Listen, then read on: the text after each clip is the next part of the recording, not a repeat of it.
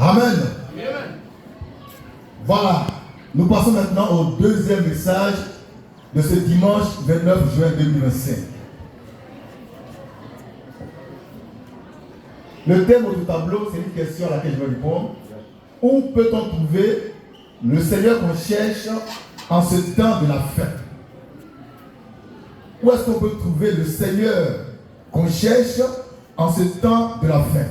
Le Dieu qu'on cherche, où est-ce qu'on peut le trouver? La parole qu'on cherche, la lumière qu'on cherche, la vérité qu'on cherche, où est-ce qu'on peut le trouver aujourd'hui au temps de la fin? Parce que Dieu n'est pas désordonné. Dieu n'est pas partout à la fois, dès qu'il soit partout à la fois. Amen. Il choisit toujours un homme qui le prend, qui façonne, qui fait Dieu par annoncer sa parole aux autres. Où il choisit un territoire, où il choisit un pays. À partir de là, ce message sort et puis se répand. Mais Dieu ne va pas, dans le même temps, en 2025, se révéler à un Burkinabé là-bas qui prête que la main n'est pas faite. Ici en Côte d'Ivoire, il y a un qui dit la main est faite. Là-bas, il va dire non, Dieu lui-même il n'existe pas. Non. Dieu, il est ordonné, il est discipliné.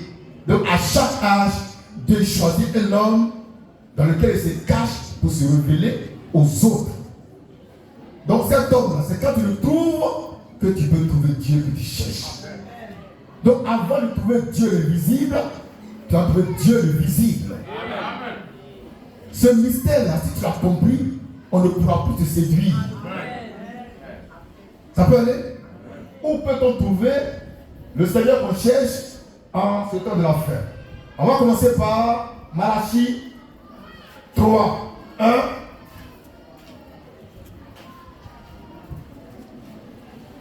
Comment lire? Pour expliquer comment Dieu fait les choses. Comment Dieu agit. Comment Dieu accomplit sa parole. Exode 7, 1. Exode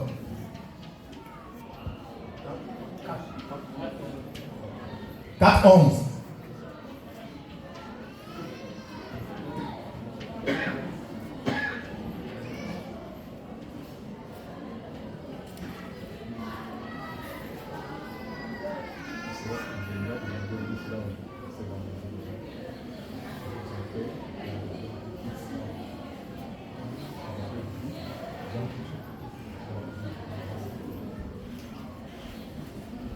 C'est lancé le direct? Oui. Très bien. Ça peut aller? Amen. Où peut-on trouver Dieu aujourd'hui en ce temps de la fin? Bon, on va remonter un peu le temps pour aller jusqu'à Malachie 3, verset 1 et descendre au temps de Jésus pour voir comment Dieu s'est manifesté et comment on a pu le trouver. En Jésus-Christ, cet homme. Lisons Malachie 3, verset 1. Qui est une prophétie qui s'accomplit à Jésus-Christ homme. Là-dessus. Malachie 3, verset 1. Oui. Voici, j'enverrai mon messager. J'enverrai mon messager. Il préparera le chemin devant moi. Il préparera le chemin devant moi. Et soudain, entrera dans son temple. Le Seigneur que vous cherchez. Le Seigneur que vous cherchez. Amen. Amen. On reprend cette parole. Là-dessus. Et soudain. Non. Le commencement. Voici. J'enverrai mon messager. J'enverrai mon messager. On écrit mon messager. Là-dessus. Il préparera le chemin devant moi. Il va préparer le chemin devant moi. L'envoyeur. D'accord? Là-dessus. Et soudain. Entrera dans son temple. Le Seigneur que vous cherchez. Le Seigneur que vous cherchez. Donc Dieu dit qu'il va envoyer devant lui son messager. Et soudain, va entrer dans son temple. Le Seigneur que vous cherchez. Le Seigneur que vous cherchez. Donc les Juifs en ce temps-là étaient dans l'attente. Parce que le Seigneur viendra. Amen. Et Dieu, dans sa parole, pour dire comment ça va se passer, il va envoyer son messager devant lui-même. Et soudain va entrer dans son temple le Seigneur que vous cherchez. Mais qui est ce Seigneur? Amen. Qui cherche ou qui cherchait? C'est Dieu lui-même. Qui envoie un messager sous forme d'homme. Maintenant, quand il sera là, cet homme-là, alors le Seigneur que vous cherchez va entrer dans son temple. Il s'agit de quel temple? Il s'agit du temple du corps de ce messager. Amen. Donc le Seigneur Dieu que vous cherchez va entrer dans un corps de chair qui est son temple. Ça va? Amen. Dieu va entrer dans un corps de chair qui est son temple. Donc il va quitter les cieux des cieux pour entrer dans un corps de chair qui est son temple. Il va tabernacler dans un corps de chair qui deviendra son tabernacle, son temple. C'est alors que le Dieu invisible se rendra visible et qu'on pourra le chercher, le trouver, causer avec lui, manger avec lui. Amen. C'est un grand mystère qu'on doit comprendre, qu'on doit cerner et garder dans le cœur. Dieu, ce n'est pas un vent qui souffle, non, non, non. Dieu, il rentre dans un corps humain pour parler aux humains. Dieu, il prend un corps de chair pour parler aux hommes afin de communier avec eux sans problème.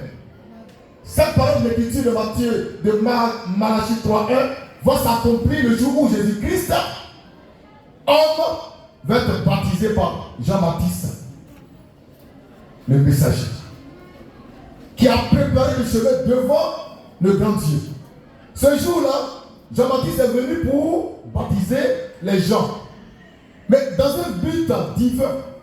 C'est pour manifester le Christ qui était caché parmi les hommes. Il dit, je ne le connaissais pas. Amen. Pourtant, c'était des cousins.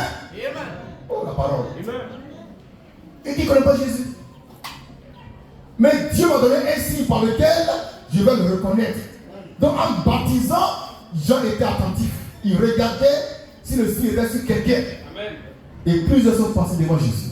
Et Jésus qui était quelque part là-bas, très loin, à 120 km de Jourdain, a entendu dire que Jean-Baptiste baptisait les gens. Il a été attiré par la parole de Jean-Baptiste, il allait vers la parole. Amen. La parole va toujours au prophète. Amen. Jésus arrive sur le rivage. Un homme discipliné, il était dans le rond. Il attend que son tour vienne pour qu'on le baptise.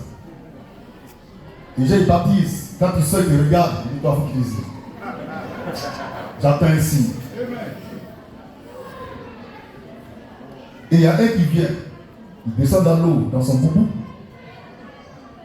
Au départ, déjà, n'a pas fait attention. Il est occupé à nettoyer un peu l'eau. C'est le Jourdain, c'est de l'eau boueuse.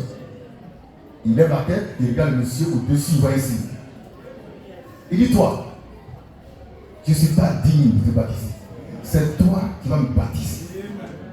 Jésus dit non, je te soumets mon ministère. Baptise-moi. C'est ce que Dieu veut qu'on fasse. Donc ça a fortifié Jean. Il prend Jésus. Il le plonge dans l'eau. Il le ressort de l'eau. Et Jésus il sort de l'eau. C'est dans ce moment précis que l'un des plus grands mystères de l'histoire de l'humanité va s'accomplir. Les cieux s'ouvrent. Et une voix se fait entendre depuis les cieux en disant à tous ceux qui étaient là, celui-ci est mon fils bien-aimé en qui j'ai mis toute mon affection. Et voici une colombe blanche qui descend et qui se pose sur Jésus et qui disparaît. En lui, c'était le Saint-Esprit. C'est ce jour-là que le Seigneur Dieu que les gens cherchaient est entré dans son temple. Amen. Le temple de Dieu en ce temps-là, c'était le corps humain de Jésus-Christ, homme. Donc au temps de Jésus, tous ceux qui cherchaient le Seigneur devait trouver Jésus-Christ homme parce qu'il était le temple dans lequel le Seigneur est entré. Est-ce qu'on saisit le message? Donc Jésus vient en tant que temple du Dieu vivant. Dans ce temple était le Dieu des dieux, le roi des rois et le Seigneur des seigneurs, Dieu lui-même, qui est son Père. Pendant 3 ans et demi, Dieu, le Père, était dans son Fils Jésus-Christ homme. Les deux communiquaient de façon extraordinaire. Et puis le temps est venu où Dieu, le Père, doit quitter le Fils, l'abandonner pour qu'il soit crucifié. Et à Gethsémane, Jésus s'entend de sa mort prochaine. Lui qui était venu pour mourir, il ne voulait plus mourir. Donc il va rentrer dans une prière extraordinaire. Il a plus à ce que son sang coule. Mais Dieu a dit, tu vas boire la coupe. Donc Dieu tend la coupe à Jésus. Jésus prend la coupe. Et quand il a pris la coupe, qu'il a avancé ça de sa bouche pour boire, Dieu le Père qui était en lui est sorti de lui pour retourner au ciel, laissant Jésus dans son corps de chair seul, à la merci des hommes. Ils ont pris Jésus. Dieu n'était plus en lui. Ils l'ont jugé et condamné. Dieu était là-haut et puis il regardait. Il a assisté au jugement des hommes. Ils ont crucifié Jésus. 3e jour, il sort du tombeau. Une autre ère a commencé. Après, il monte au ciel avec une promesse formelle qu'on va lire dans Luc 24.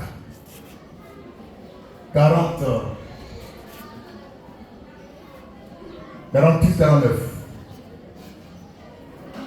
Il dit à ses disciples, restez dans la ville jusqu'à ce que vous soyez revêtus de la puissance d'en haut. Mais avant ça, il a dit une parole de la promesse dans Jean. Où il parle de consolateur qui sera avec eux, qui sera en eux. Luc 24, 48, 49 d'abord. Là-dessus. Luc 24, oui. 48 à 49. Oui. Vous êtes témoins de ces choses. Oui. Et voici, oui. J'enverrai sur vous oui. ce que mon Père a promis. Et voici, j'enverrai sur vous ce que mon Père a promis. Ce que mon Père a promis. Mais vous, restez dans la ville jusqu'à ce que vous soyez revêtus de la puissance d'en haut. D'accord? Jean, où il dit, il vous a avantagé que je m'en aille. Lecture.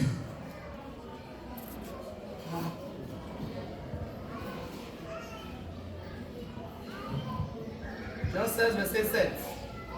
Lecture.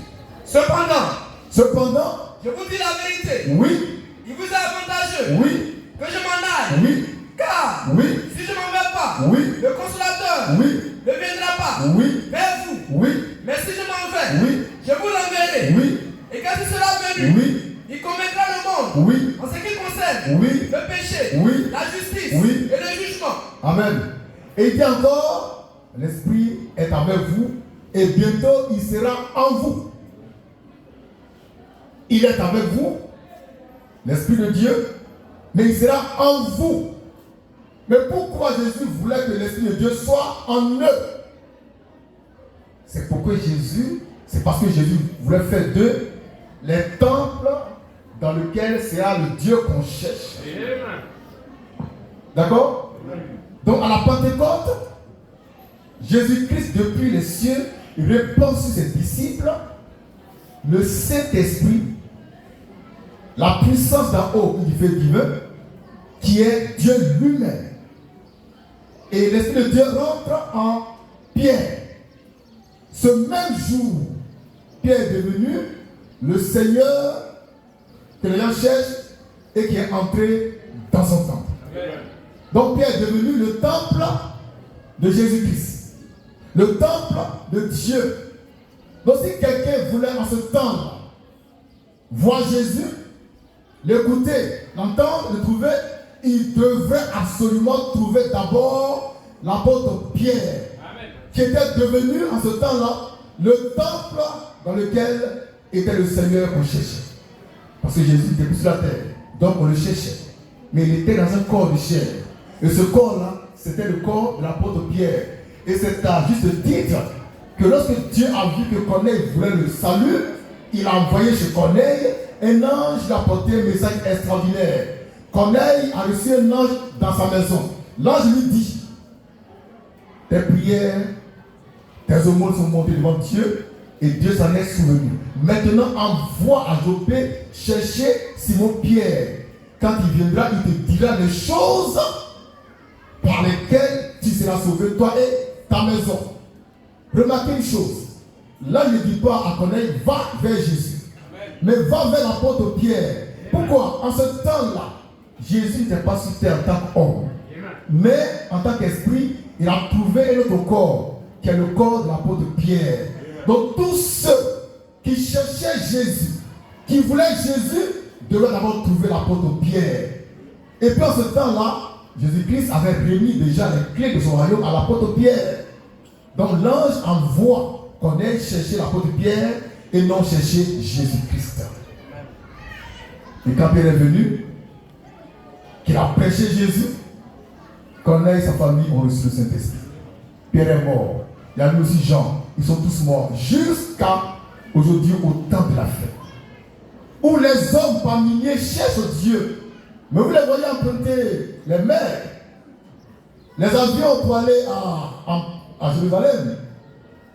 Il y en a qui vont à la Mecque. Il y en a qui vont à Lourdes, à Rome. Il y en a qui vont au Nigeria sur le tombeau de Chauffard. Ils cherchent quoi? Ils cherchent le Seigneur. Ils cherchent Dieu. Alors, je vais leur montrer où se trouve le Seigneur Dieu qui cherche. C'est ça ma mission. Vous montrer là où on peut trouver Dieu qu'on cherche. Aujourd'hui, au temps de l'enfer, on parle de Jésus-Christ. D'accord, il est où? On parle de Dieu. D'accord, il est où? Il est où? Car la Bible, ce n'est pas Dieu. Ce n'est pas Jésus. Donc le Jésus dont parle la Bible, il est où aujourd'hui? On est en 2025. Il est où? Où est-ce qu'on peut le trouver? C'est ce mystère que je vais encore vous redévoiler.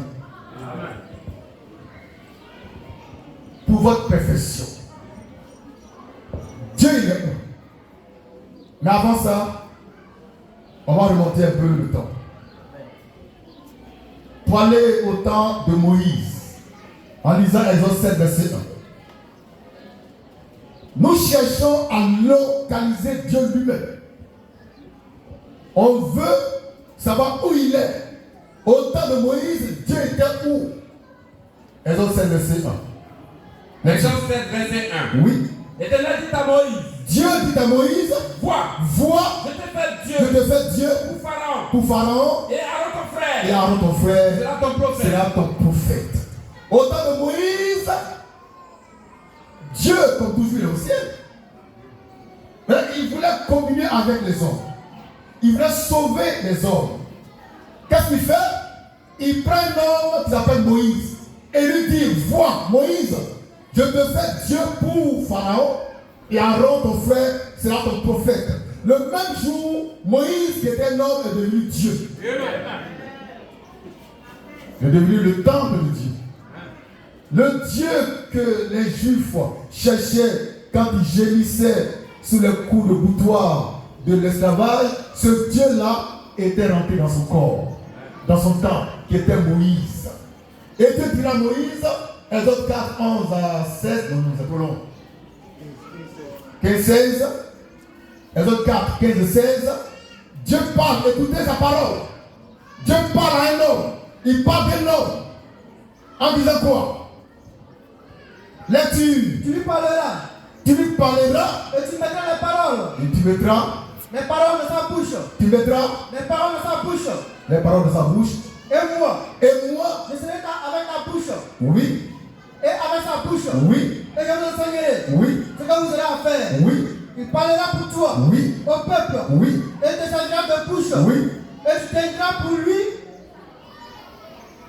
la place de Dieu. On reprend le dernier morceau là. C'est le 16, non? Le Le 16. 16 dit quoi? Dieu parle. Il parlera pour toi. Attends. J'attire votre attention, c'est Dieu qui parle. C'est Dieu qui parle. Il parle à un homme, il parle d'un homme. Il ne parle pas des anges, mais un homme et d'homme. Il dit quoi? Il parlera pour toi. Il est dit pour qui? Pour Aaron. Oui. Il parlera pour toi. Pour toi c'est qui? Le toi c'est qui? Moïse. Le toi c'est Moïse. Donc Aaron doit parler au peuple pour Moïse. Là-dessus, Il te servira de bouche. Aaron va servir de bouche à qui? À Moïse. Et tu tiendras pour lui. Attends.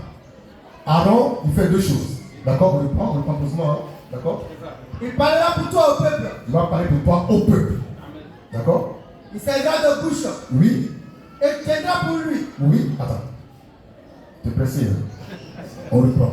Il parlera pour toi au peuple. Aaron va parler au peuple pour Moïse. Donc il va servir de bouche pour Moïse. Maintenant Moïse, il va être qui par rapport à Aaron? C'est ça qui est important. Là-dessus. Et il te servira de bouche. Oui. Et tu tiendras pour lui. Et tu tiendras pour lui La place de Dieu. la place De Dieu. de Dieu. Qui va tenir pour Aaron la place de Dieu? Moïse. C'est Moïse. Est-ce que Moïse c'est un homme? Oui. Ou bien c'est un ange? C'est un homme. Donc un homme peut tenir la place de Dieu. Vous êtes d'accord avec ça? La parole. C'est la parole. Hein? Maintenant, est-ce que Moïse a tenu la place de Dieu pendant 40 ans? Donc Dieu a marché dans un corps humain parmi les hommes pendant 40 ans. C'est par lui que Dieu parlait. C'est par lui que Dieu parlait. Il était le centre de ce royaume. Il était l'épicentre de la terre. Car cet homme a été fait Dieu par Dieu. Dieu est rentré dans son temple à Moïse. Mais ça c'était avant. Maintenant arrivons au temps de la fin.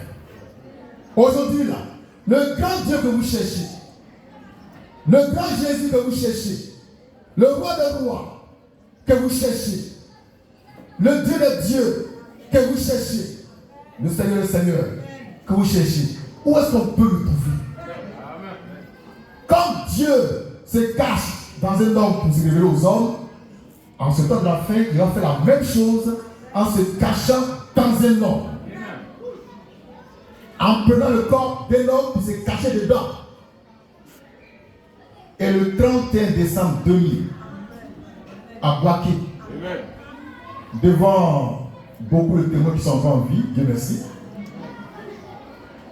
pendant que je prêchais, Dieu parle. Dieu me parle à 2 reprises, me disant, je te fais Dieu pour ce peuple. Dieu me dit, je te fais Dieu pour ce peuple. Ce jour-là, Dieu m'a fait Dieu pour un peuple. Ce peuple-là, c'est toi. Donc je suis ton Dieu. Jésus-Christ est le Dieu des dieux. Donc Dieu, ce jour-là, a fait de mon corps son temple. Donc le Dieu que vous cherchez depuis le 31 décembre 2000 est entré dans son temple. Et son temple, c'est Christ Moïse, le Fils de l'homme.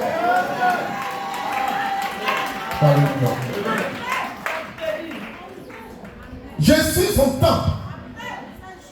Un temple saint. Un temple pur. Qui ne pêche pas, qui ne peut pas pécher. Un temple glorieux. Un temple de lumière. De puissance. Je suis son temple. Donc le Seigneur Dieu que vous cherchez, en Figayo, à Inch'Allah, dans vos tabernacles, dans vos temples, vous les bishops, vous les généraux de l'armée céleste, vous les pasteurs, les docteurs en divinité, vous les théologiens, le Seigneur Jésus-Christ que vous cherchez, en ce temps de la fin, est entré dans son temple. Il est ni dans vos Bibles, il est ni dans vos maisons, il est dans son temple. Et je suis son temple. C'est pourquoi, si tu veux écouter sa parole en lui Jésus, tu dois d'abord l'écouter. Le Seigneur m'a remis officiellement les clés du royaume des cieux. Avec le pouvoir divin de pardonner, de remettre les péchés. Amen. Jésus dit dans Jean 10, 33 à 34, une parole extraordinaire qu'on va examiner. Lecture. Jean 10, verset 33 à 34. Le Jésus répondit, Oui, ce n'est pas pour une bonne œuvre oui, que nous te lapidons, oui, mais oui, pour un blasphème. oui. Et parce que toi, Et parce que toi, qui es un homme, tu es un homme, tu te fais Dieu. tu te fais Dieu. Et c'est le même reproche qu'on me fait. Toi, tu es un homme, tu te fais Dieu. Et puis tu veux qu'on t'adore. C'est ce que je me dis. Jésus dit, N'est-il pas écrit n'est-il pas écrit dans votre loi? dans votre loi? Il les ramène à leur loi, à leur Bible, à la Torah. Amen. Jésus les ramène à leur Bible. Ce matin, je ramène les chrétiens à leur Bible. N'est-il pas écrit dans votre Bible? Dans votre Bible, J'ai dit, je dis, vous êtes des dieux. vous êtes des dieux. C'est pas écrit là-dedans? Que tu vois? Est-ce que c'est pas écrit dans ta Bible? Je dis, vous êtes des dieux. Mon Seigneur, cardinaux, pape, docteur en divinité, bishop, évangéliste des nations, prophète, messager des nations, n'est-il pas écrit dans vos Bibles? Je dis, vous êtes des dieux. Là-dessus. Si elle a appelé Dieu, Si votre loi est même, si votre Bible est même, appelez Dieu. c'est à qui C'est à qui la parole de Dieu la parole de Dieu a été adressée. a été adressée. Et si Et si l'écriture l'écriture ne peut pas anéantie, ne peut être anéantie, c'est que le Père celui que le Père a sanctifié a sanctifié et envoyé dans le monde, et envoyé dans le monde, vous lui dites, vous le dites, tu blasphèmes. tu pêches. Et cela, Et cela, parce que j'ai dit, parce que j'ai dit, je suis le Fils de Dieu. je suis le Fils de Dieu. Frère, c'est Jésus qui dit ça. Je vais résumer pour vous pour une meilleure compréhension. Jésus dit aux Juifs qui l'accusaient, n'est-il pas écrit dans votre loi que Dieu a dit, vous êtes des dieux? Maintenant, il va expliquer. Jésus dit, si la parole de Dieu a adressé à un homme, cet homme-là, il a appelé Dieu.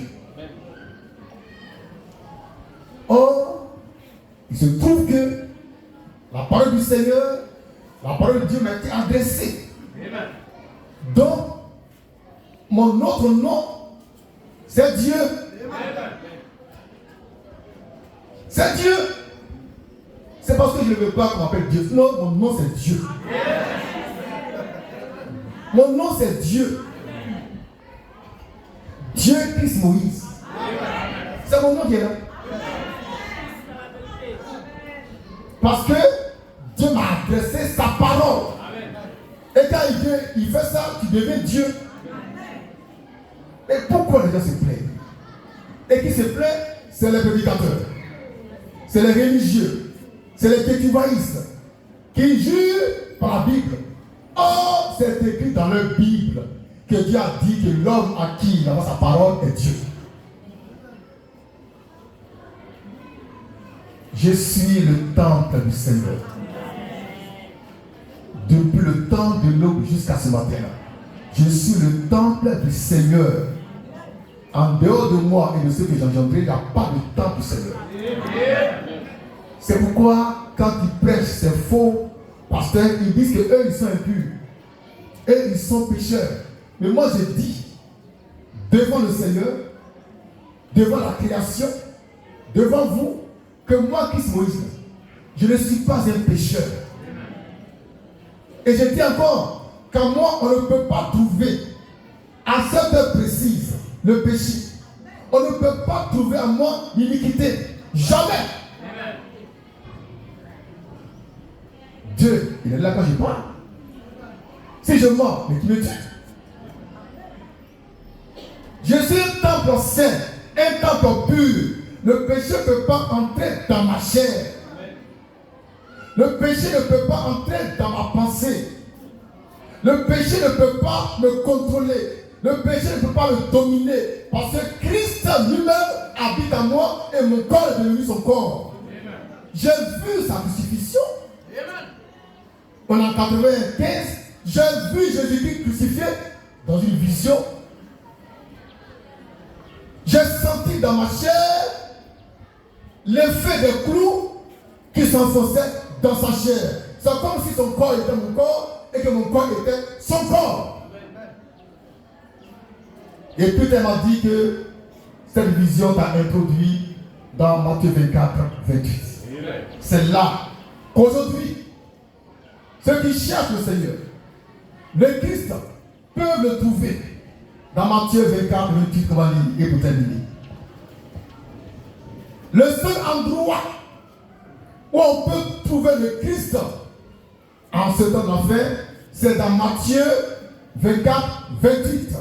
On va passer au verset 27, 24, 27 à 28. Le seul endroit où on peut trouver le Christ Jésus aujourd'hui, c'est dans Matthieu 24, 27 à 28. En dehors de ce lieu-là, Jésus-Christ n'est pas quelque part. Il n'est pas dans vos églises. Vous bâtissez de grands temples à coût de milliards. Il y a ici en Côte d'Ivoire un homme de Dieu qui a construit une cathédrale qui a coûté 2 milliards de francs CFA. 2 milliards de francs CFA. Mais ils sont riches, ces gens. 2 milliards. Il en parle sur Facebook. Il y a un autre qui a construit pour lui à 500 millions. Nous, on l'a fait pour nous, là, peut-être c'est 4 millions. Après beaucoup de transpiration doctrine. Alléluia. Ils mettent l'argent dans le faux temple. Dans le faux temple. Mais nous, on met l'argent dans le vrai temple. Car vous êtes des temples. Que moi, le temple, par essence et par excellence, j'ai engendré à Jésus-Christ. La vie qui est en moi, je vous l'ai transmise. Ma sainteté, je l'ai dit, est votre héritage. Ma sainteté est votre héritage. Merci. Matthieu 24, 27 est accompli en moi. Matthieu 24, 28 aussi est accompli en moi. Amen. Par conséquent, je suis le seul homme sur toute la terre par qui on peut voir Jésus, on peut l'entendre et le dire.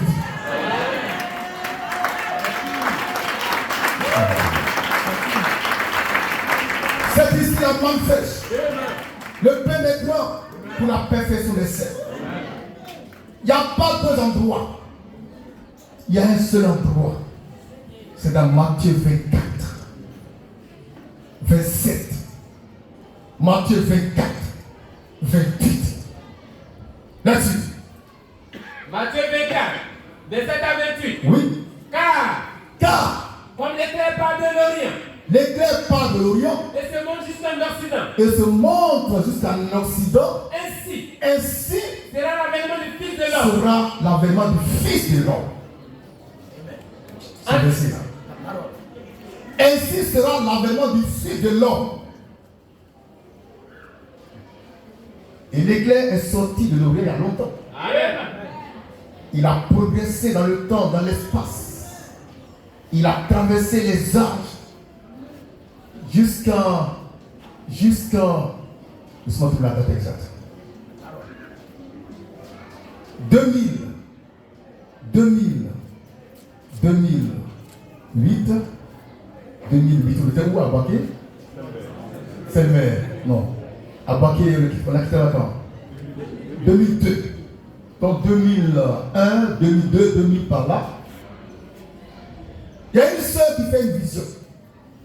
Écoutez, il y a une sœur de Boaké qui fait une vision et qui m'envoie pour explication. Dans la vision, elle a vu l'Afrique. Et l'éclair qui partait en Afrique. En ce temps-là, on ne parlait même pas de la main fraîche. Dieu a dû l'expliquer en disant que bientôt il sera en Afrique. Que sa terre d'origine. Alléluia. Et Dieu va préciser quelque chose. Il dit en 2000 que je vais être en Afrique. En 2000. En 2000. En 2000. Moi j'ai expliqué tout, on est passé dessus. C'est quelle histoire de 2000 en Afrique qui. Mais quand le temps est venu, il y a un frère qui fait un son, l'ancien Marc. Il nous voit dans une voiture blanche, direction Abidjan. Pour rien. J'ai dit, on va quitter bientôt Boaké Malaki. Mais à quelle occasion, je ne sais pas. Et comme Dieu est le maître des circonstances, des temps de l'histoire, il a tout programmé. Il a envoyé la rébellion par le nord. Nous obliger à descendre à Abidjan. Année 2000, Dieu est rentré en Afrique.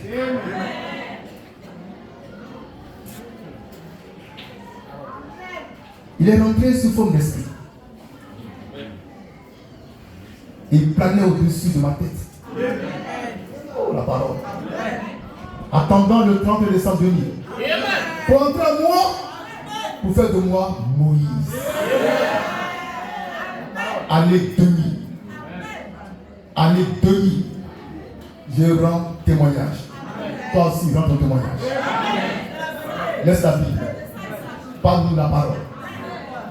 Depuis 2000, Dieu a mis ses pieds en Afrique. Vous allez voir que dans quelques années, peut-être après moi, l'Afrique a pris, qui prend son envol. L'Afrique qui s'éveille, qui se réveille, qui se restaure, qui se renouvelle, va dominer toute la terre. Va dominer toute la terre. Tous ces petits blancs qui sont là, on va les dominer, les contrôler.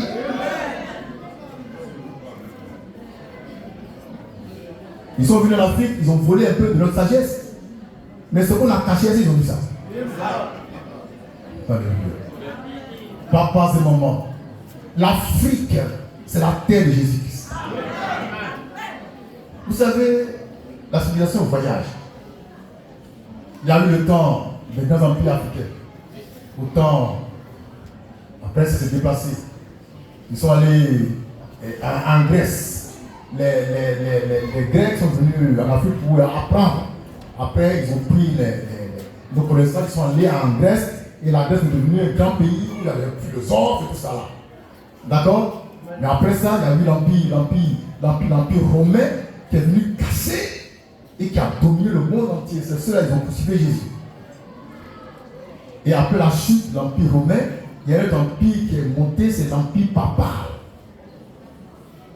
Qui contrôle. Et c'est dans l'air papal que tout se fait. Amen. Que l'Afrique a commencé à prendre son envol. Depuis que j'ai commencé le ministère du philologue, l'Afrique s'éveille. Les consciences sont libérées. Les consciences s'éveillent.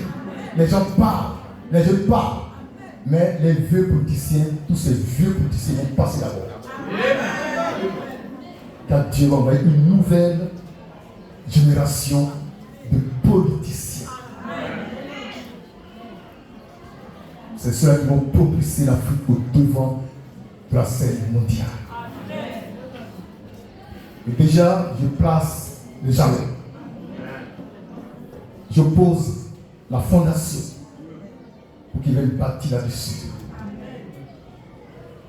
Je suis le temple du Dieu vivant aujourd'hui. Alléluia.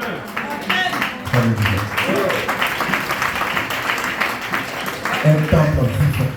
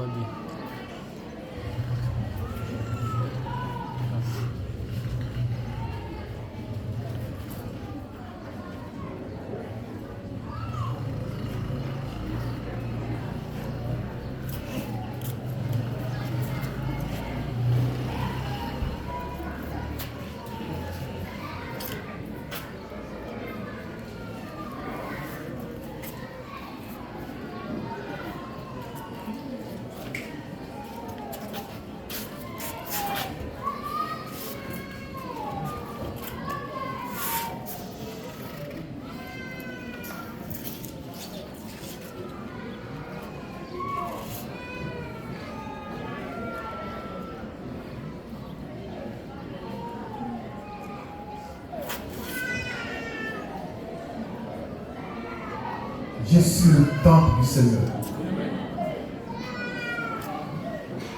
Un temple digne de lui. Un temple qu'il a bâti lui-même. J'ai fait 7 ans au ciel.